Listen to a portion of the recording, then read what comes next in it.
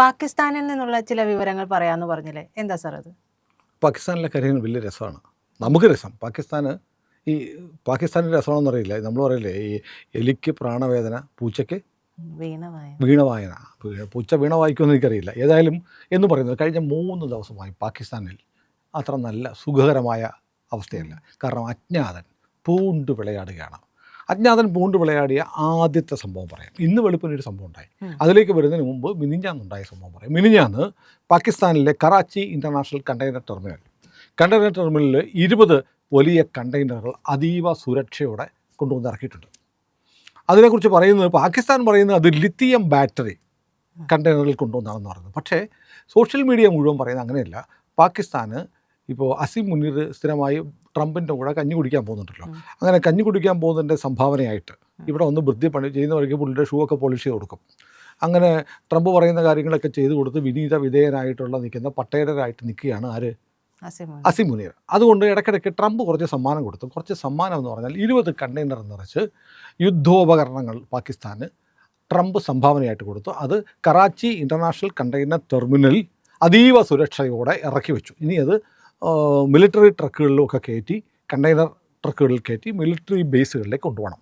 അതിങ്ങനെ അവിടെ ഇറക്കി പട്ടാളമൊക്കെ കാവൽ നിൽക്കുമ്പോൾ പെട്ടെന്ന് ചില പുക ശബ്ദം ഒക്കെ കേൾക്കുന്നു. 20 കണ്ടെയ്നറും കത്തിപ്പോയി. പട്ടപട്ടാന്ന് പൊട്ടിത്തെറിയും സ്ഫോടനമൊക്കെ ആയിട്ട് കറാച്ചി ഇൻ്റർനാഷണൽ കണ്ടെയ്നർ ടെർമിനലിലെ 20 തവിടുപൊടി കഥം. നമ്മുടെ രാഹുൽ ഗാന്ധി പറയുന്നത്. അത് കഴിഞ്ഞു. കുറച്ച് കഴിഞ്ഞപ്പോഴത്തേക്ക് അടുത്തൊരു വാർത്ത. പാകിസ്ഥാനിൽ MA ജിന്ന റോഡിലുള്ള ഒരു വലിയ മാൾ, പാകിസ്ഥാനിലെ ഏറ്റവും വലിയ മാളാണ്. അത് മാത്രമല്ല ഹോൾസെയിൽ കച്ചവടം ഏറ്റവും കൂടുതൽ നടക്കുന്ന ഒരു മാൾ. അത് ഈ പറയുന്ന പോലെ ജയ്ഷെ മുഹമ്മദുമായി ബന്ധമുള്ള ചില ആളുകൾ നടത്തുന്ന മോളെന്നാണ് പറയുന്നത്. അപ്പോൾ അവർക്ക് ഫണ്ട് ഉണ്ടാക്കാൻ വേണ്ടിയിട്ട്, ഇപ്പോൾ നമ്മുടെ നാട്ടിൽ അങ്ങനെയുണ്ട്. നമ്മുടെ നാട്ടിൽ പോപ്പുലർ ഫണ്ടുകാർ അരിപ്പൊടി, മുളക് പൊടിയൊക്കെ ഉണ്ടാക്കുന്ന കമ്പനികൾ നടത്തുന്നുണ്ടായിരുന്നു, കൈവിട്ട് കേസിലെ പ്രതികളൊക്കെ എന്ന് പറയുന്നത് പോലെ അവിടെയും ഇവർക്ക് ഫണ്ടൊക്കെ ഉണ്ടാക്കാൻ വേണ്ടിയിട്ട് ഇവർ മോളും വ്യാപാര സ്ഥാപനങ്ങളൊക്കെ നടത്തുന്നുണ്ട്. ആ മോളിൻ്റെ പേര് ഗുൽ പ്ലാസ. ഗുൽ പ്ലാസയിൽ തീപിടുത്തം. ഗുൽ പ്ലാസയുടെ 3 നിലയും കത്തിപ്പോയി. 3 നിലയിലുണ്ടായിരുന്നത് ഈ പറയുന്ന പോലെ ജയ്ഷെ മുഹമ്മദിൻ്റെ ഫണ്ടിങ്ങിന് വേണ്ടി നടത്തിയിരുന്ന വ്യാപാര സ്ഥാപനങ്ങൾ നടത്തിയിരുന്ന ആ ഭാഗം 2 നിലകൾ പാടെ കത്തിപ്പോയി. അപ്പോൾ അടുപ്പിച്ച് തീപിടുത്തം. മറ്റേ ആദ്യത്തെ തീ എന്ന് പറഞ്ഞാൽ തീ മാത്രമല്ല, ഇപ്പോൾ കറാച്ചിയിൽ രാവിലെ ആളുകൾ എണീറ്റപ്പോൾ ഇന്നെന്താ വിഷു ആണോ എന്നൊക്കെ ചോദിക്കുന്ന ഒരു സിനിമയ്ക്കകത്തില്ലേ, പടപടയെന്ന് പടക്കം പൊട്ടുന്നുണ്ട്, ഒക്കെ കേൾക്കുന്നുണ്ട്. അവസാനം നേവിയും ആർമിയും ഒക്കെ വന്നിട്ട് തീ അണയ്ക്കാൻ പറ്റുന്നില്ല. കാരണം ഈ മാരകമായ സ്ഫോടക വസ്തുക്കളായതുകൊണ്ട് വെള്ളം ഒഴിച്ച് കെടുത്താൻ പറ്റുന്നില്ല. പ്രത്യേക കെമിക്കലൊക്കെ ഉപയോഗിച്ച് അത് തീ കെടുത്താൻ ശ്രമിച്ചിട്ടും മണിക്കൂറുകൾ കഴിഞ്ഞിട്ടാണ് ഈ സ്ഫോടക വസ്തുക്കൾ നിർവീര്യമാക്കാൻ കഴിഞ്ഞതെന്ന് പറയുന്നത്. കറാച്ചി ഇൻ്റർനാഷണൽ കണ്ടെയ്നർ ടെർമിനലിന് പോലും കാര്യമായ നാശനഷ്ടങ്ങൾ വന്നിട്ടുണ്ട്. അവിടുത്തെ മാരിടൈം അഫയേഴ്സ് മന്ത്രി ജുനൈദ് അൻസാർ ചൗധരിയുടെ ഒരു സ്റ്റേറ്റ്മെൻറ്റും വന്നിട്ടുണ്ട്. സ്റ്റേറ്റ്മെൻറ്റ് വന്നതായിട്ട് പാകിസ്ഥാൻ മാധ്യമങ്ങളിൽ ജിയോ ടൈംസിലൊക്കെ കാണുന്നു. കറാച്ചി തുറമുഖത്തുണ്ടായ ദുരൂഹമായ സ്ഫോടനത്തിൻ്റെ കാരണങ്ങൾ അന്വേഷിക്കാൻ വേണ്ടി ഒരു ഹൈ ലെവൽ എൻക്വയറി കമ്മീഷനെ നിയമിച്ചിരിക്കുന്നു. അപ്പോൾ ഈ പറയുന്ന പോലെ പാകിസ്ഥാൻ പറഞ്ഞു, അത് കുറച്ച് തുണി, ഞങ്ങളുടെ പെണ്ണുങ്ങൾക്കൊക്കെ തലയിലിടാനുള്ള മറ്റേ തലയിൽ കെട്ടാനുള്ള സാധനം, കുറച്ച് അണ്ടർ ഗാർമെൻറ്റ്സ് ഒക്കെ ആയിരുന്നു. ബാറ്ററി വെച്ചുള്ള അണ്ടർ ഗാർമെൻറ്റ്സ് ഉണ്ടോ എന്ന് എനിക്കറിയത്തില്ല. ആദ്യം പറഞ്ഞ ലിഥിയം ബാറ്ററി ആയിരുന്നു, പിന്നെ പറഞ്ഞ് അണ്ടർ ഗാർമെൻറ്റ്സ് ആയിരുന്നു. പക്ഷേ അത് അണ്ടർ ഗാർമെൻറ്റും ഈ തലയിൽ കെട്ടുന്ന തുണിയൊക്കെ പൊട്ടിത്തെറിക്കുമെന്ന് നമ്മൾ കേട്ടിട്ടില്ല. ഇനി പാകിസ്ഥാൻ്റെ ആയതുകൊണ്ട് ഇതൊക്കെ ബോംബ് വെച്ചുണ്ടാക്കുന്ന, വെടിമരുന്ന് ചേർത്തുണ്ടാക്കുന്ന അടിവസ്ത്രങ്ങളായിരിക്കാം. ഏതായാലും ഇത് പൊട്ടിത്തെറിച്ചു. ഇത് മാത്രമല്ല, കുറച്ച് തീ പിടിച്ച് കുറച്ച് തുണി കത്തിപ്പോയാൽ പാകിസ്ഥാൻ്റെ ഏറ്റവും ഉന്നത ഉദ്യോഗസ്ഥരെ ഉൾപ്പെടുത്തിക്കൊണ്ട് ഒരു ഹൈ ലെവൽ എൻക്വയറി കമ്മീഷൻ ഉണ്ടാക്കണം. അറിയില്ല, പാകിസ്ഥാനിൽ അങ്ങനെ ആയിരിക്കാം. ഏതായാലും പാകിസ്ഥാനിൽ ഈ പറഞ്ഞ പോലെ കറാച്ചിക്ക് ചുറ്റുമുള്ള ആളുകൾക്ക് കഴിഞ്ഞ 2 ദിവസമായി രാത്രി മുഴുവൻ തൃശ്ശൂർ പൂരമായിരുന്നു, വെടിക്കെട്ടോട് വെടിക്കെട്ട്. അപ്പോൾ ഇപ്പം മാത്രമല്ല, നമ്മുടെ ഈ അജ്ഞാതന്മാരെ വലിയ രീതിയിൽ എല്ലായിടത്തും കയറി നിരങ്ങുന്നുണ്ട്. അതായത് ഈ ഗുർപത്വന്ത് സിംഗ് പന്നുവിന്റെ കാര്യമൊക്കെ പറയുമ്പോൾ അജ്ഞാതന്റെ കാര്യത്തിലാണ്. അല്ല, അമേരിക്ക പോലും പറയുന്നു, അമേരിക്കയുടെ മണ്ണിൽ കയറി ഇന്ത്യൻ ഏജൻസികൾ മറ്റേ കപൂറിൻ്റെ യാദവിൻ്റെയൊക്കെ പേര് പറഞ്ഞിട്ടാണ് അമേരിക്ക ലുക്കൗട്ട് നോട്ടീസ് ഇറക്കി. നമ്മുടെ ഒരു യാദവ് എന്ന് പറഞ്ഞ പോലീസ് ഓഫീസർ, മറ്റേ CRPF കമാൻഡോ ആയിരുന്ന ആളുടെ പടം വെച്ചിട്ട് CIA ലുക്കൗട്ട് നോട്ടീസ് ഇറക്കിയിരുന്നു, ഇയാൾ റോയുടെ ഏജൻ്റ് ആണെന്ന് പറഞ്ഞിട്ട്. നമ്മൾ പറഞ്ഞ റോയുടെ ഏജൻ്റ് ഒന്നുമല്ല, ഇയാളൊരു മാലമോഷണ കേസിലെ പ്രതിയായിട്ട് ഇപ്പോൾ ജയിലിലാണ് എന്ന് നമ്മൾ പറഞ്ഞു, വിട്ടുതരാനൊന്നും പറ്റില്ലെന്ന് പറഞ്ഞു. പക്ഷേ അമേരിക്ക പറയുന്നു, ഞങ്ങളുടെ നാട്ടിൽ വന്നിട്ട് അമേരിക്കയെ വന്നിട്ട് വെടിവെച്ച് കൊല്ലാൻ ശ്രമിച്ചു. അതുപോലെ പാകിസ്ഥാൻ പറയണ്ട, പാകിസ്ഥാനിലിപ്പം പക്ഷേ പാകിസ്ഥാനിലെ അജ്ഞാതം വളരെ നല്ല ആളാണ്. ഈ അടുത്ത കാലത്ത് പാകിസ്ഥാനിലൊരു മിലിറ്ററി ഓഫീസർ കാറിൽ വരികയാണ്. അജ്ഞാതം വന്ന് ബൈക്ക് ചവിട്ടി നിർത്തി, മിലിറ്ററി ഓഫീസറുടെ വണ്ടി തടഞ്ഞപ്പോൾ ഭാര്യയും പിള്ളേരും ഉണ്ട്. ഓഫീസറെ മാത്രം പിടിച്ചിട്ട് അയാളെ മാത്രം ഡിഷും വെടിവെച്ചു. ബാക്കിയുള്ളവരെ ഒന്നും ചെയ്തില്ല. എന്നിട്ട് പുള്ളി കൂളായിട്ട് അജ്ഞാതം പോയി. അങ്ങനെ ഒരുത്തൻ കടയിൽ ബില്ലടയ്ക്കാൻ നിൽക്കുമ്പോഴത്തേക്ക് നേരെ അടുത്ത് ചെന്നിട്ട് ചേട്ടാ സുഖമാണോ എന്ന് ചോദിക്കുന്നു. ആ സുഖമാണെന്ന് പറയാതിരിക്കുമ്പോഴത്തേക്ക് ചെവിക്കകത്തോട്ട് തോക്ക് വെച്ചിട്ട് പൊട്ടിക്കുന്നു. അയാൾ അവിടെ വീഴുന്നു. വേറൊരു കക്ഷി, അദ്ദേഹത്തിന് ഉടലോടെ തത്സമയം ഡയറക്ടർ റിക്രൂട്ട്മെൻറ്റാണ് 72 ഹൂറിമാരുടെ അടുത്തേക്ക്. പുള്ളി നിസ്കരിച്ചുകൊണ്ടിരിക്കുകയായിരുന്നു. തലയിൽ ഇങ്ങനെ മുട്ടിച്ച് നിസ്കരിച്ചുകൊണ്ടിരിക്കുമ്പോൾ ആ തലയെ വെച്ചിട്ടൊരു കീച്ചു കൊടുത്തു. ആ ഫോട്ടോ ഉണ്ട്, അത് അങ്ങനെ തന്നെ ഇരിക്കുന്നുണ്ട്. ആ ബോഡി റാ പോലെ എങ്ങനെയാണ് പറയുന്നത്, ഈ ചിക്കൻ പൂട പറിച്ച ചിക്കൻ ഇരിക്കുന്ന പോലെ ഈ പൂപ്പിലാൻ ഇരിക്കുന്ന ഒരു ഫോട്ടോയും ഞാൻ കണ്ടിട്ടുണ്ട്. ഇതൊന്നും നമുക്ക് സോഷ്യൽ മീഡിയയിൽ പബ്ലിഷ് ചെയ്യാൻ പറ്റത്തില്ല, എന്നറിയോ, യൂട്യൂബ് റെസ്ട്രിക്ഷൻ വരും. ഈ ചിത്രങ്ങളൊക്കെ ഞാൻ കണ്ടിട്ടുണ്ട്.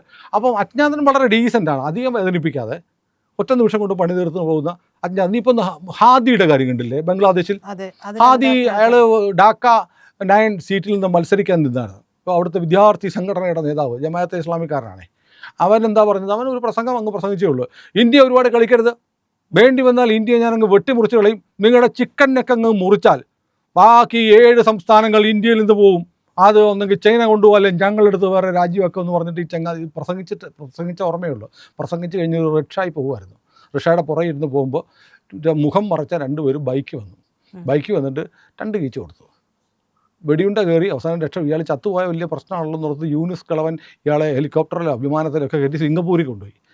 സിംഗപ്പൂരിൽ വെച്ച് തട്ടിപ്പോയി. സിംഗപ്പൂരിൽ വെച്ച് എങ്ങനെ തട്ടിപ്പോയി, വല്ല ഡോക്ടർമാരും വല്ലതും ചെയ്തിട്ട് തട്ടിപ്പോയാണെന്ന് ഏത് ആൾ പടമായി. അപ്പോൾ ഇന്ത്യക്കെതിരെ പറഞ്ഞാൽ ഇപ്പോൾ പണ്ടത്തെ പോലെയല്ല, പണി സ്പോട്ടിൽ കിട്ടുന്നൊരവസ്ഥയുണ്ട്. കാരണം ഇന്ത്യ തന്നെ ചെയ്യുന്നതാണെന്നും പറയുന്നുണ്ട്. എനിക്കറിയാമല്ലോ, എന്നോട് പറഞ്ഞില്ലാരും. ഏതായാലും ഇപ്പോൾ ഈ പാകിസ്ഥാൻ പറയുന്നുണ്ട്, ഇപ്പം ബലൂചിസ്ഥാനിൽ അവർ കത്വ മേഖല അവരുടെ കയ്യിലാണ്. ജാഫർ എക്സ്പ്രസ് ആക്രമിച്ചു, 2 തവണ ജാഫർ എക്സ്പ്രസ് ആക്രമിച്ചു. ലോക ചരിത്രത്തിൽ ആദ്യമായിട്ട് ഒരു തീവണ്ടി തട്ടിക്കൊണ്ടുപോയി, തട്ടിക്കൊണ്ടുപോയി. അല്ല, അത് അത്ഭുതം. നമ്മുടെ കേരളത്തിലെ മലയാളികൾ ബലൂജികളെക്കാളും ഭീകരന്മാരാണ്. ഇവിടെ നമ്മൾ JCB ഒക്കെ തട്ടിക്കൊണ്ടുപോയിട്ടുണ്ട്. KSRTC ബസ് ഇഷ്ടം പോലെ ബസ് സ്റ്റാൻഡിൽ നിന്ന് മോഷ്ടിച്ചുകൊണ്ട് പോയിട്ടുണ്ട്. JCB മോഷ്ടിച്ചുകൊണ്ട് പോയി എന്ന് ഞാൻ ആദ്യമായിട്ട് കേൾക്കാം. അത് കേരളത്തിൽ മാത്രം സംഭവിച്ചതാണ്. ഒരു ദിവസം ഒരു JCB കാണാനില്ല. ഇതെങ്ങനെ എടുത്തുകൊണ്ട് പോയടാ അപ്പം, എന്നിട്ട് ഇതൊക്കെ കാട്ടിക്കൊണ്ട് ഒളിപ്പിച്ച് വെച്ചിട്ടുണ്ടായിരുന്നു.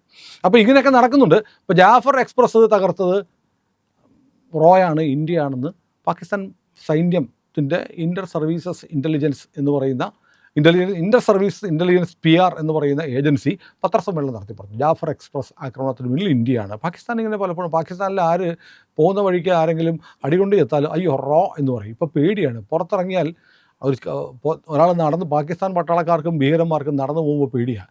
പുറകിലൊരു കാൽപെരുമാറ്റം കേട്ട റോ വരുന്നുണ്ട്, അജ്ഞാതൻ വരുന്നുണ്ടെന്നാണ് പറയുന്നത്. ഇനിയിപ്പോൾ മൂന്നാമത്തെ കാര്യം പറയാം.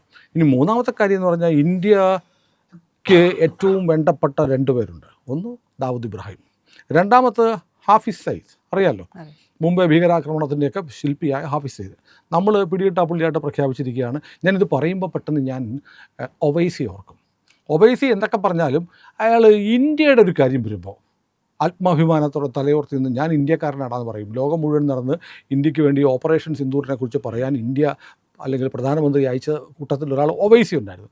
ഈ ഒവൈസി കഴിഞ്ഞ ദിവസം പറഞ്ഞു, ഈ മഡൂറോയെ വെനസ്വേലയിൽ കയറിയിട്ട് ട്രംപ് പിടിച്ചപ്പോഴത്തേക്ക് പറഞ്ഞു, അങ്ങനെ വേണം, മോദി ഒരു കാര്യം ചെയ്യും, നേരെ ചെന്നിട്ട് അവനുണ്ടല്ലോ ഹാഫിസ് മസൂദ് അവിടെ ഇരിപ്പുണ്ട്, നമ്മുടെ രായപ്പൻ്റെ ഒക്കെ വളരെ അടുത്ത സുഹൃത്ത്, അടുത്ത സിനിമയിലാണ് പുള്ളിയുടെ കഥയാണ് പറയുന്നത്, അവനെ അവിടുന്ന് പോയി പൊക്കിക്കൊണ്ട് വരണം, അപ്പോൾ അടി കൊടുക്കുക പാകിസ്ഥാനായിട്ടൊക്കെ പറയുന്ന ഒരു ഒവൈസി ഉണ്ട്. ഈ ഹാഫിസ് സയ്യിദിൻ്റെ മകൻ്റെ കൂടെ ഇരുന്ന് ഒരു കല്യാണ ചടങ്ങിൽ പങ്കെടുത്തു ലഷ്കറിൻ്റെ ഒരു കമാൻഡർ. ശപ്പടക്കിട്ട് ബിരിയാണിയൊക്കെ കഴിച്ച് മട്ടർ ബിരിയാണിയൊക്കെ അടിച്ച് ഹാഫിസ് സയ്യിദിൻ്റെ മകൻ്റെ കൂടെ നിന്ന് ഫോട്ടോ ഒക്കെ എടുത്ത് പുള്ളി ഇൻസ്റ്റയിലൊക്കെ അവിടെ നിന്ന് തന്നെ ഇട്ടു. എന്നിട്ട് പുള്ളി കാറിൽ കയറി വരികയായിരുന്നു. അപ്പോൾ വന്ന് അജ്ഞാതം ചേട്ടാ വണ്ടി ഒന്ന് നിർത്തിക്കുകയെന്ന് പറഞ്ഞു. വണ്ടി നിർത്തിയപ്പോൾ 2 കീച്ച് കൊടുത്ത്. ആൾ പടായിട്ടുണ്ട്. ആളുടെ പേര് അബ്ദുൽ ഗാഫർ എന്നാണ്. അപ്പോൾ അവസാനമായി പടിയാവുന്നതിന് മുമ്പ് ഹാഫിസ് സയ്യിദിൻ്റെ മകൻ്റെ കൂടെ നിന്ന് ഇരിക്കാൻ പറ്റുമെന്നൊക്കെ പറഞ്ഞാൽ ഈ ഭീകരന്മാർക്കൊക്കെ വലിയ രോമാഞ്ചം ഉണ്ടാകുന്ന കാര്യം. രോമാഞ്ചം ഉണ്ടായി. അതുകൊണ്ടാണ് അപ്പം തന്നെ ഇരുന്ന് പടം എടുത്തിട്ട് ഇൻസ്റ്റയിൽ ഇട്ടിട്ട് ബിരിയാണി ദഹിച്ചില്ല എൻ്റെ പ്രജിത, അതിനു മുമ്പ് പടമായി. അങ്ങനെ 3 സംഭവങ്ങൾ കറാച്ചിയിൽ നടന്നിട്ടുണ്ട്. അപ്പോൾ കറാച്ചിയിൽ ഇപ്പോൾ അജ്ഞാതൻ അങ്ങനെ പൂണ്ടു വിളയാടുകയാണ്. അജ്ഞാതൻ്റെ വാർത്തകൾ അങ്ങനെ നമ്മുടെ മലയാളത്തിലെ മാധ്യമങ്ങളൊന്നും കാര്യമായി പറയാത്തതുകൊണ്ടാണ് നമുക്ക് ഇന്ത്യ ലെവലിലൂടെ പ്രേക്ഷകരോട് പറഞ്ഞേക്കാം എന്ന് കരുതിയത്. കാരണം സന്തോഷമുള്ള കാര്യമാണ്. കറാച്ചിയിലല്ലേ, പാകിസ്ഥാനിലല്ലേ, അജ്ഞാതനല്ലേ, നടക്കട്ടെന്നേ, നമുക്ക് പറയാമെന്നേ. ആ കൂട്ടത്തിൽ നിങ്ങളൊരു കാര്യം കൂടി ചെയ്യണം. പ്രിയപ്പെട്ട പ്രേക്ഷകരെ, നമ്മുടെ ചാനൽ സബ്സ്ക്രൈബ് ചെയ്യാൻ മറക്കരുത്. നമ്മുടെ ലോഗോയിലൊന്ന് വരലാൻ പറ്റുക. ചാനലിൻ്റെ പേജ് തെളിഞ്ഞു വരുമ്പോൾ അവിടെ സബ്സ്ക്രൈബ് എന്നൊരു നീല ബാറുണ്ട്. അവിടെ ഒന്ന് ബാർ തെറ്റിദ്ധരിക്കേണ്ട, നീല ബാറിൽ സബ്സ്ക്രൈബ് എന്നുള്ള ബട്ടൺ അമർത്തുക. തൊട്ടുപുറത്തുള്ള ബെല്ലൈക്കണും കൂടി അമർത്തിയാൽ നമ്മുടെ ചാനൽ നിങ്ങൾ സബ്സ്ക്രൈബ് ചെയ്യും. ഞങ്ങൾക്ക് കൂടുതൽ വാർത്തകളുമായി നിങ്ങളെ സമീപിക്കാനുള്ള കരുത്തായിട്ടത് മാറും.